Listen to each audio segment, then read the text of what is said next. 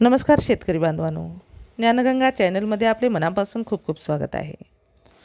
पुण्यश्लोक अहिल्यादेवी होळकर शेतकरी कर्जमुक्ती योजनेतून 2 लाखापेक्षा कमी थकबाकी असलेल्या राज्यातील सुमारे 15 लाख शेतकऱ्यांचा सातबारा कोरा होणार आहे। या शेतकऱ्यांना 31 जुलैपूर्वी लाभ मिळेल या दृष्टीने सहकार विभागाचे नियोजन सुरू आहे। 3 टप्प्यात शेतकऱ्यांना कर्जमाफी मिळणार आहे।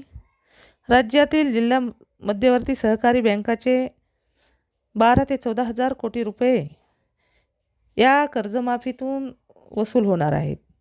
तर राष्ट्रीयकृत बँकाचे देखील शेतकऱ्याकडे 20,000 कोटीहून अधिक रुपये थकले आहेत।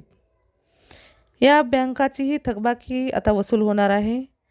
पावसाळी अधिवेशनात कर्जमाफीसाठी पुरवणी मागणीतून निधी मंजूर झाला आहे। त्याची फाईल राज्यपालाकडे स्वाक्षरीसाठी पाठवण्यात आली आहे।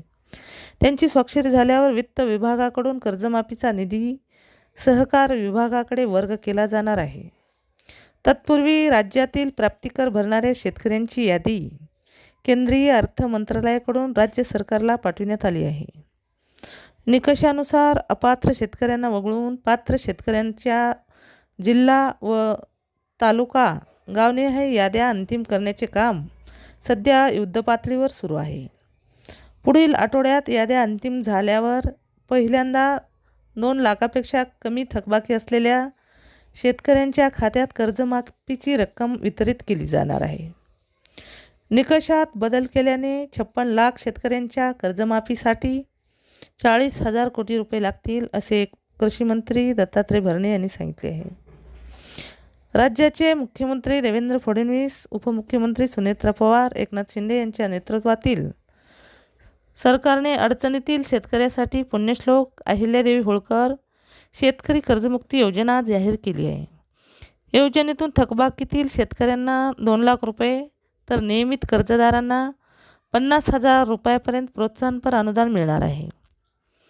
प्राप्तिकर भरणाऱ्या शेतकऱ्यांची यादी केंद्रीय अर्थ मंत्रालयाकडून मिळाली असून त्यानुसार पात्र शेतकऱ्यांच्या याद्या अंतिम केल्या जात आहेत।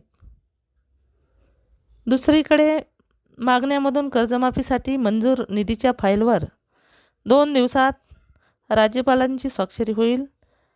त्यानंतर 31 जुलैपूर्वी शेतकऱ्यांना कर्जमाफीचा लाभ वितरित होईल। तर कर्जमाफीची स्थिती कशी आपण पाहू। एकूण थकबाकीदार आहेत 56 लाख शेतकरी।